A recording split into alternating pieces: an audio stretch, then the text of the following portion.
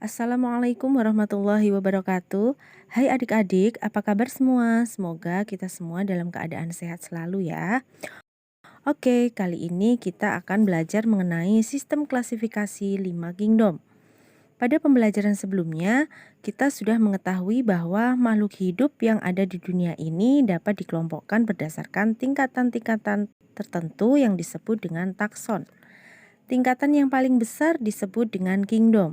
Nah, pada tahun 1969, seorang ilmuwan bernama Robert Whittaker mengemukakan sistem klasifikasi 5 kingdom.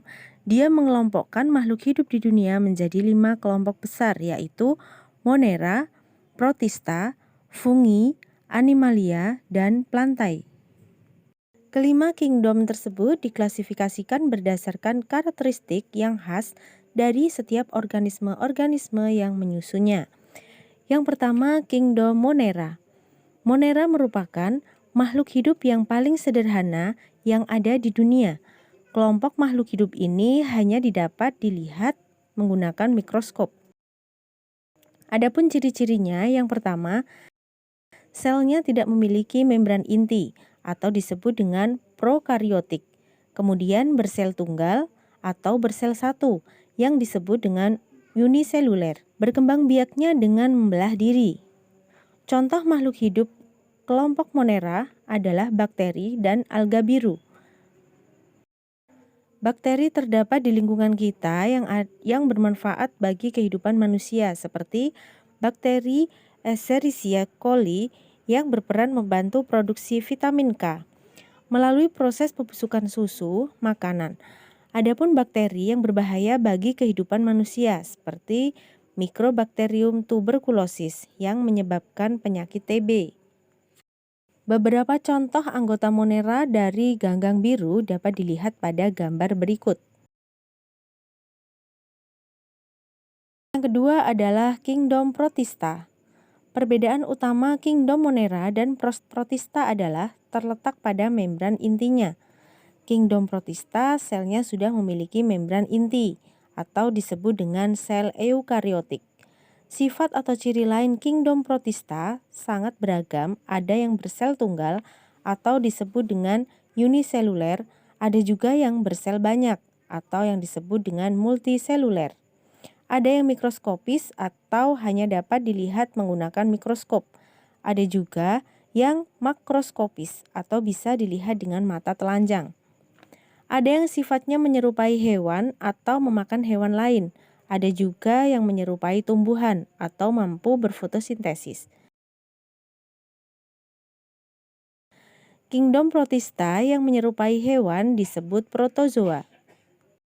Kelompok protozoa diantaranya adalah Paramecium, entamoeba yang ada pada usus besar yang dapat mengakibatkan diare, dan Plasmodium malaria yang terdapat pada sel darah merah yang mengakibatkan penyakit malaria. Sedangkan kingdom Protista yang menyerupai tumbuhan disebut dengan alga. Contohnya ada alga merah, alga hijau, dan alga coklat.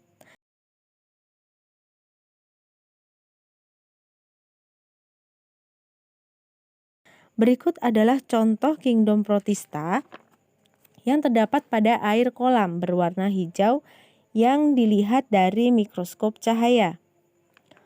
Kelompok yang ketiga adalah fungi atau jamur, merupakan kelompok makhluk hidup yang memperoleh makanan dengan cara menguraikan bahan organik makhluk hidup yang sudah mati.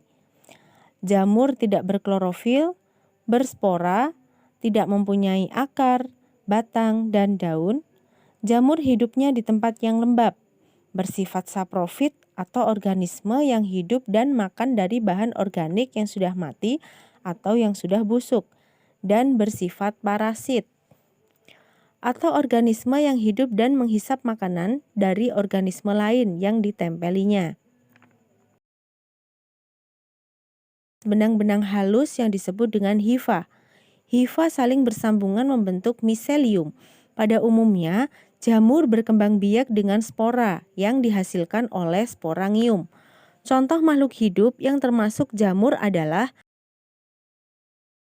jamur roti, jamur tempe, jamur tape, jamur tiram putih, jamur merang, dan jamur kayu.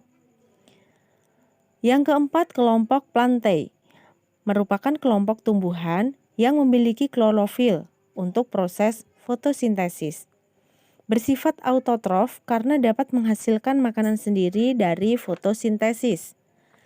Memiliki dinding sel yang tersusun dari selulosa, merupakan organisme eukariotik, multiseluler, dan menyimpan cadangan makanan dalam bentuk amilum atau pati. Kelompok ini dibagi ke dalam beberapa divisi, yakni tumbuhan lumut atau Bryophyta, tumbuhan paku atau Pteridophyta, serta tumbuhan berbiji yaitu Spermatophyta. Berdasarkan morfologi atau susunan tubuh, tumbuhan dapat dibedakan atas dua jenis kelompok besar, yaitu tumbuhan tak berpembuluh yang meliputi lumut dan tumbuhan berpembuluh yang meliputi paku-pakuan dan biji-bijian. Tumbuhan tak berpembuluh adalah tumbuhan yang tak memiliki berkas pengangkut.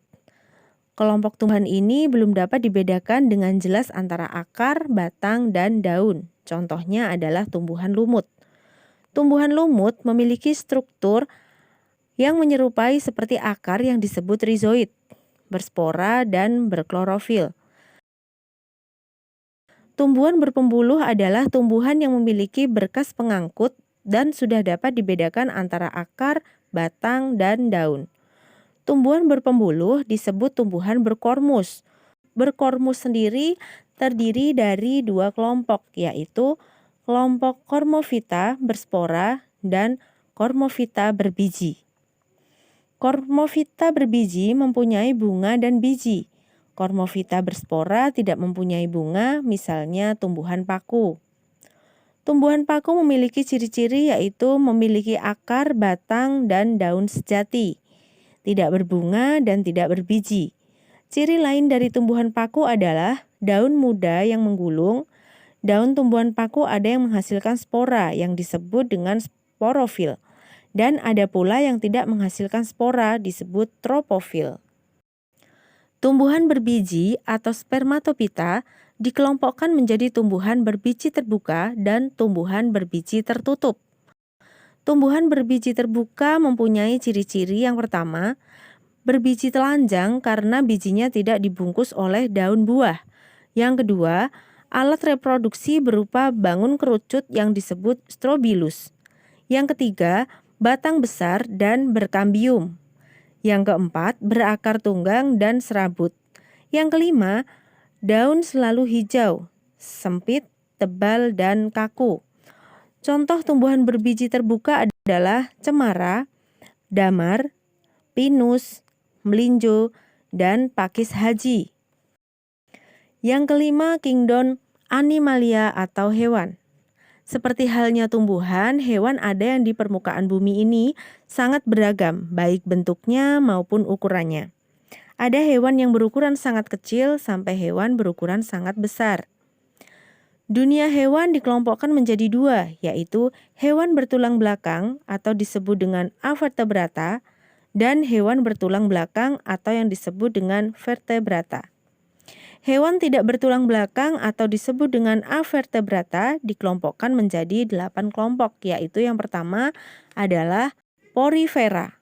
Adalah hewan yang mempunyai pori-pori. Hewan ini tubuhnya seperti spons. Habitatnya di perairan. Warna tubuhnya bermacam-macam seperti merah, kuning, dan hijau. Contoh hewan porifera adalah Euspongia, Potherion, dan Scypha. Kelompok yang kedua adalah Colenterata atau hewan berongga. Kelompok hewan ini mempunyai tentakel untuk menangkap mangsa. Pada permukaan tentakel terdapat sel beracun yang menyengat. Tubuhnya ada yang berbentuk polip yang menempel di tempat hidupnya. Ada yang berbentuk medusa yang aktif melayang-layang di air seperti payung. Contohnya yaitu ubur-ubur, bunga karang, obelia, hidra, dan anemon. Kelompok ketiga, 4, dan 5 adalah kelompok cacing atau vermes. Cacing merupakan hewan bertubuh lunak. tidak bercangkang, dan tubuhnya simetris bilateral. Berdasarkan bentuk tubuhnya, ada 3 kelompok cacing, yaitu cacing pipih atau platyhelminthes, contohnya cacing hati dan cacing pita. Ada cacing gilik. Ada cacing gelang atau annelida. Tubuhnya beruas-ruas seperti cincin. Contohnya cacing tanah, lintah, dan pacet. Kelompok yang keenam adalah moluska. Moluska merupakan hewan bertubuh lunak, banyak lendir, dan terbungkus oleh mantel. Ada yang memiliki cangkang yang berfungsi untuk melindungi tubuh. Habitatnya di air dan di darat. Contoh hewan moluska adalah cumi-cumi, gurita, siput, kerang, dan remis. Kelompok yang ketujuh adalah antropoda atau hewan berbuku-buku. Hewan ini dibedakan atas kepala, dada, dan perut. Tubuhnya terbungkus zat kitin yang keras. Memiliki alat indera yang peka terhadap sentuhan dan bau-bauan. Memiliki mata faset atau mata majemuk, yaitu ribu mata kecil yang berbentuk segi 6. Yang kedelapan adalah echinodermata, yaitu hewan yang tubuhnya diselimuti oleh duri. Ada lempengan zat kapur atau kitin yang keras. Tubuh simetri radial atau lengan terdapat sistem ambulakral untuk alat gerak bernafas dan menangkap mangsa. Oke adik-adik, selesai sudah materinya, semoga bermanfaat dan bisa dipahami. Jangan lupa untuk mengulang lagi pelajarannya dan tetap semangat. Assalamualaikum warahmatullahi wabarakatuh.